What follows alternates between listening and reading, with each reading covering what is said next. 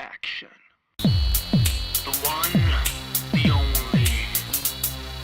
In the life with Steve Stanulis. In the life with Steve Stanulis. In the life with Steve Stanulis. In the life with Steve Stanulis.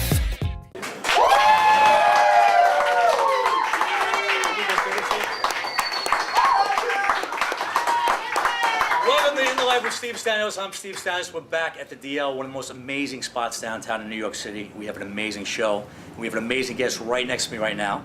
Without further ado, let's hear from Mr. Jason Mewes.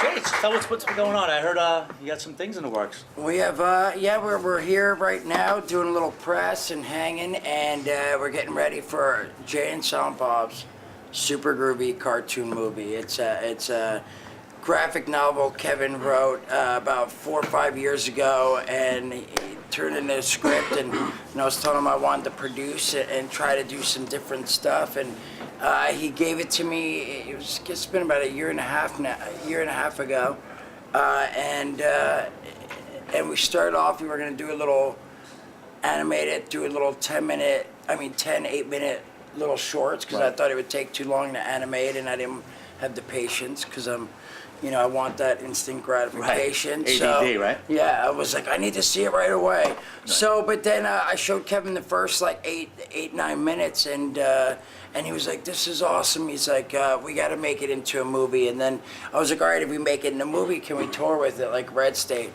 Kevin made Red State and toured with it, and I didn't get to be part of that, and the whole time I was like, "Man, what's going on the road?" And he would tell me stories, and it sounded like so much fun. So I was like, all right, if we do this as a movie, can we do it as a tour? So here we are. We're the first show is 4/20, and we're about to do 18 cities for this first leg, and we're hoping to do more if that's the case. So there's that right now, and a cartoon. I'm going to keep going over. Where's the strength? Where's the strength? So I just want to get into the synopsis a little bit of what the movie actually is. Oh, I'm horrible at this. I'm horrible at explaining plots and stuff, but it's Jay and Silent Bob, and they decide they want to clean up the city, so they become their superheroes, Blunt Man and Chronic. Blunt Man and Chronic? Yes. Now, I don't know what that really means. Well, Blunt Man and Chronic is... I was a cop, right? Put your hand behind your back. It's the character. All right, okay. So tell me about Blunt Man and Chronic. That's their alter ego. That's their superheroes. It's like Batman, Robin, in a sense. And they would decide, Blunt Man and Chronic would be perfect to go fight crime, dressed up as those heroes. And so they got some villains just like the Batman and Robin have the Joker and the steady villains. We got what are the Jokers? Cockknocker, we got the Diddler, we got News Group, we got Dickhead. Now, what does Dickhead look like? I mean, he looks like a dick with a head with. I guess a dick head, a big penis head with muscles. What about dickhead with muscles? What about Cockknocker? What is he about? Cockknocker has a huge fist, and he knocks cocks. Does it? And actually, Cockknocker was actually in, if you saw Jay and Silent Bob Strikes Back, the movie, Mark Hamill played Cockknocker in the live-action movie, and I got to, sword fight with him, which is, that I would say one of the highlights of my career is I got to lightsaber fight, bong saber. Luke Skywalker.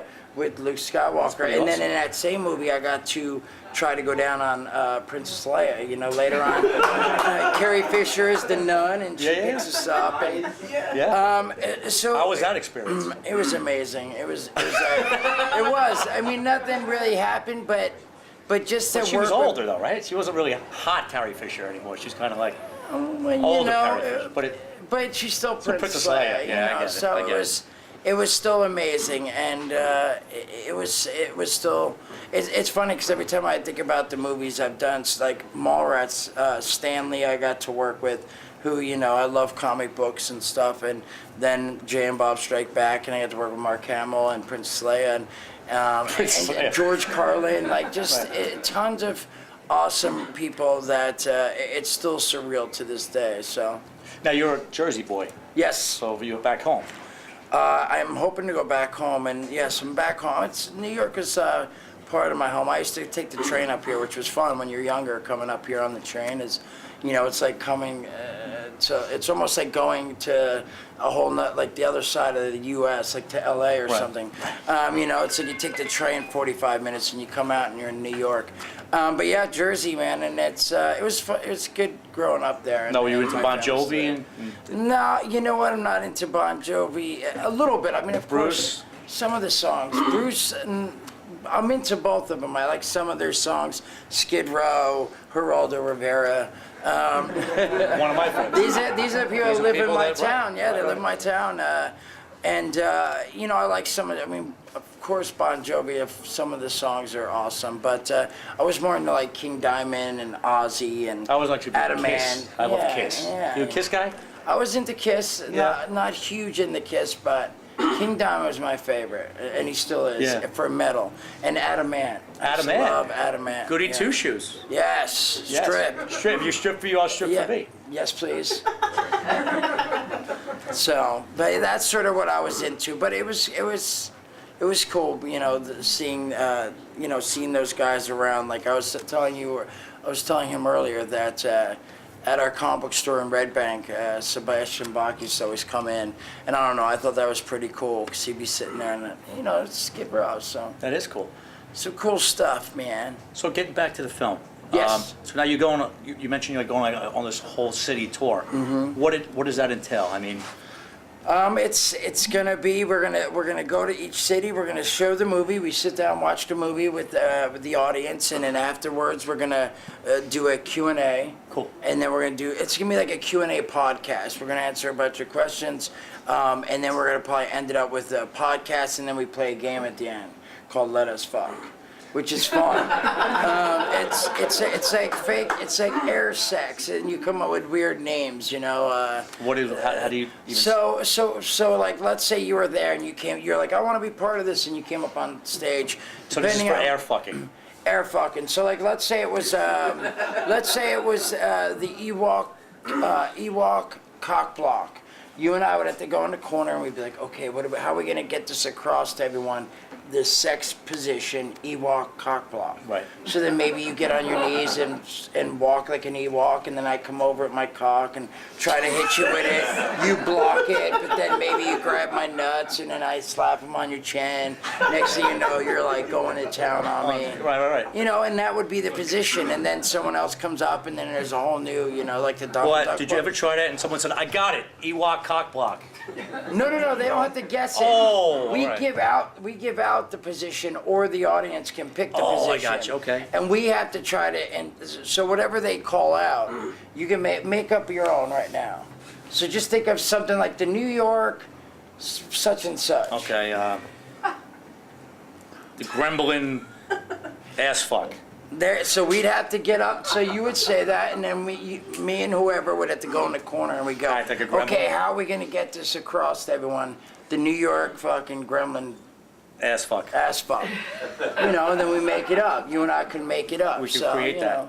That's actually pretty cool. So it's fun. I mean, people get to come up, be part of play a little game, be part of the show, and people seem to dig it. We do it with our podcast, Jay and Silent Bob Get Old, is a podcast we just toured last year with. We went to London and Scotland and Ireland, Australia. It just came on Netflix. It's Jay and Silent Bob, Go Down Under.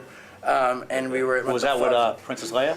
No, she wasn't part of that, but that was, you know, it was fun. The podcast has been really something we've been doing for a while, for the last year and a half, and it's just been awesome. Kevin and I have been touring all over, getting even closer. Like, we've known each other 25 years, and I would say him and I, we've gotten closer in the last year and a half to 2 years. We've been doing a podcast than we have in the past 25 years of knowing each other. Well, so. that's one of the things I wanted to touch on. So, just tell everybody how did you actually meet Kevin, and how did that whole relationship grow, and how did all those characters actually start? Jay and Silent Bob, and Just get into that a little. Yeah, we grew up in the same town, and he, like, I knew who he was, he knew who I was, but we were like 4 years apart. So when he graduated, he worked at this community center in our town, Highlands, and I used to go there after school. And I was about 13, 14, and he used to sit with two of our buddies we're still friends with. They're on Comic Book Men, Right.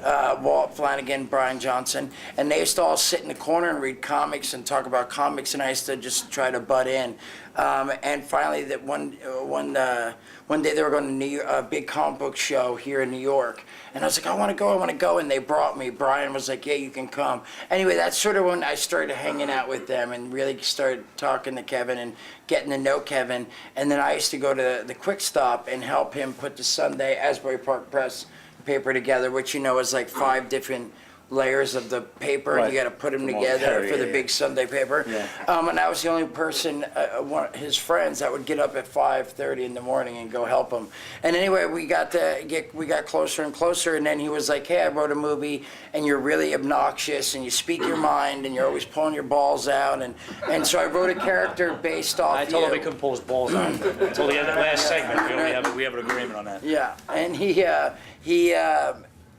thought that sense of humor was funny, and he was like, oh, I wonder if other people will find it funny. So I wrote this character based on you. So like the character Jay in the movie Clerks is exactly how I used to act when I was 14, 15 when we were hanging out. And I'm obnoxious still, and I still pull my balls out, but just less now. Now I know when. Like, I know right now I couldn't pull my balls out. Right. Yes, Right. now I can get in trouble. Right. When I was 15, I'd pull them out because I'd be like, what are they going to say? Who's saying? I'm a You little say kid. you sat in gum. Yeah, I sang gum. What's this? What's this? It has hair in it and everything. It's crazy. Exactly. So it was. I used to get away with more. So I'm still, But that's what I acted. Exactly. I used to like yell stuff and hang out on the street corner with my buddies.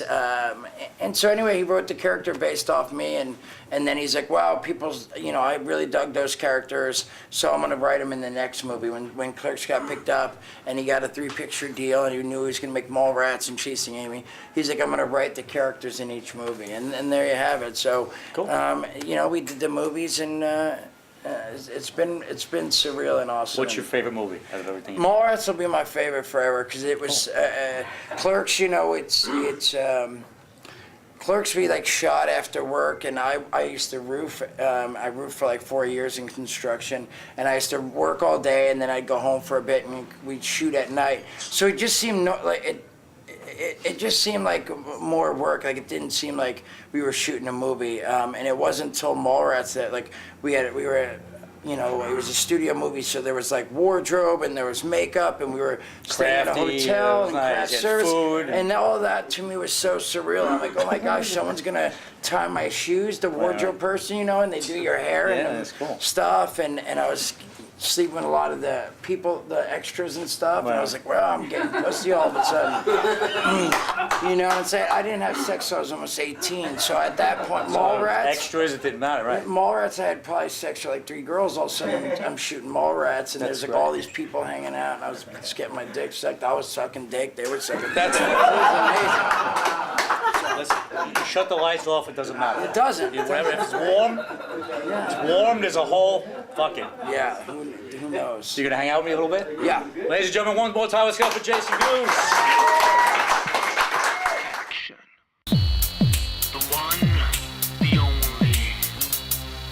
In the life with Steve Stanulis.